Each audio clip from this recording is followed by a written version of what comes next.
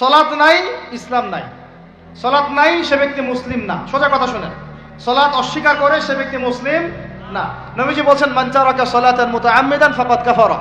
কেউ যদি ইচ্ছা করে সলাৎকে অস্বীকার করে ছেড়ে দেয়, সে ব্যক্তি কি হয়? কাফারা, কুফরি করে। সলাৎ না পড়ার কারণে ইমামগণ বলেছেন তাকে মুসলমানদের কবরস্থানে দাফনও করবা না। কোন কোন ইমাম বলেছেন তাকে জানাজাও দিবা না। কোন কোন ইমাম বলেছেন তাকে জেলখানায় বন্দী করে রাখবা। কোন কোন ইমাম বলেছেন তাকে মৃত্যুদণ্ডের শাস্তি দিবা। আমি এমনি বলতেছি না, ইমামদের কওলগুলো পড়ে দেখেন। নামাজ না পড়াটা যেমন তেমন পাপ না তো, ইচ্ছা হইলে পড়লাম, ইচ্ছা হইলে পড়লাম না, এমন না। যারা নামাজি তারাও যদি নামাজে সচেতন না হয় তাদের জন্যও শাস্তি আছে। নাউযুবিল্লাহ।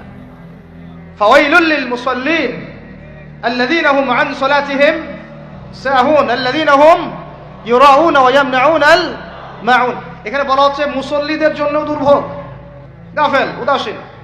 আবার যারা মানুষকে দেখানোর জন্য নামাজ পড়ে এবং এই যে ছোটখাটো সাহায্য করতে অস্বীকৃতি জানায়, সূরা মাউন পড়েন, তাহলে মুসল্লিদের জন্য গাফেলতির যদি শাস্তি হয়, তাহলে যারা পড়ে না ওদের কি হবে বলেন? ওই যে ওই সূরাটা কি জানি নাম, মুজাম্মিল না মুদ্দাসসির, হাফেজে কোরআন কি আছে?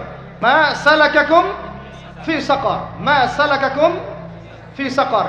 জাহান্নামে যখন ঢুকানো হবে, এই ফেরেশতারা জিজ্ঞাসা করবে, কিসে তোমাদেরকে জাহান্নামে নিয়ে আসলো? কি পাপ করছিলা? তারা বলবে, তখন তারা বলবে ক্বালু, তারা বলবে, ওই জাহান্নামীরা বলবে, লাম নাকু মিনাল মুসাল্লিন। কি বলবে তারা? লাম নাকু মিনাল মুসাল্লিন, আমরা মুসল্লি ছিলাম না, আমরা নামাজ পড়তাম না। তাহলে বেনামাজির পরিণতি কি? জাহান্নাম। ওয়ালাম নাকু নুতঈমুল মিসকিন, আর আমরা মিসকিনদেরকে খাবার দিতাম না।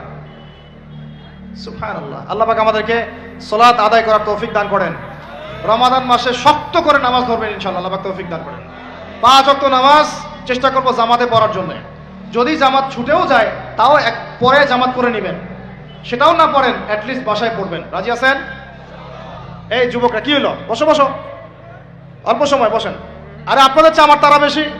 আমি 4 ঘন্টা সফর করে আসছি, আবার 4 ঘন্টা সফর করতে হবে আমাকে। আপনারা তো এখান থেকে বাসায় চলে যাবেন, আপনাদের বাসায়। এত ব্যস্ত কেন? বসেন। এখন কথা হচ্ছে যে নামাজের সাথে আরো অনেক ফরজ আছে না? যেমন পর্দা কি ফরজ না? ফরজ না? যাকাত ফরজ না? ফরজ না? তারপরে আল্লাহ পাকের আনুগত্য করা, এটা ফরজ না? ফরজ না? রাসূলের আনুগত্য, তাওহীদ ফরজ না? সুন্নাত। এই জিনিসগুলো, ফরজগুলোকে শক্ত করে ধরবো ইনশাআল্লাহ। রাজি আছেন? তাহলে 4 নাম্বার হচ্ছে রমজান, এটা কি 5 নাম্বার না? 5 নাম্বার, রমজান মাসে ফরজ ইবাদতগুলোতে সর্বোচ্চ গুরুত্ব দিব ইনশাআল্লাহ। রাজি? 6 নাম্বার হচ্ছে, এটা কত? 6 বলছি? 5। 6 নাম্বার হচ্ছে ফরজের পাশাপাশি সুন্নত এবং নফলের পাবন্দি। ফরজের পাশাপাশি সুন্নত এবং নফলের পাবন্দি, মানে দেখেন ফরজ নামাজের আগে পিছে অনেক নামাজ আছে না সুন্নত? দৈনিক 12 রাকাত সুন্নত যে ব্যক্তি পড়বে তার জন্য জান্নাতে ঘর নির্মাণ করা হবে। কোন 12 রাকাত? ফজরের আগে 2, ফজরের আগে, জোহরের আগে 4, তারপরে 2, তারপরে মাগরিবের পরে, এশার পরে, মোট কত হলো? 12। এই 12 রাকাত নামাজ যে ব্যক্তি দৈনিক পড়বে তার জন্য জান্নাতে ঘর নির্মাণ করা হবে। তো রমজান ছাড়া এগুলো ধরার উত্তম কোনো সময় আছে? অনেক সময় মিস হয়ে যায়। রমজানে যারা ধরি আমরা, আল্লাহ পাক তৌফিক দান করেন। এর পাশাপাশি দেখেন দৈনন্দিন অনেক সুন্নতের আমল আছে না? বিভিন্ন কাজের দোয়া, মাসনুন দোয়া, জিকির আজকার, এগুলো আছে না? এই প্রত্যেকটা কাজকে শক্ত করে আঁকড়ে ধরবো ইনশাআল্লাহ, আল্লাহ পাক তৌফিক দান করেন। আমিন।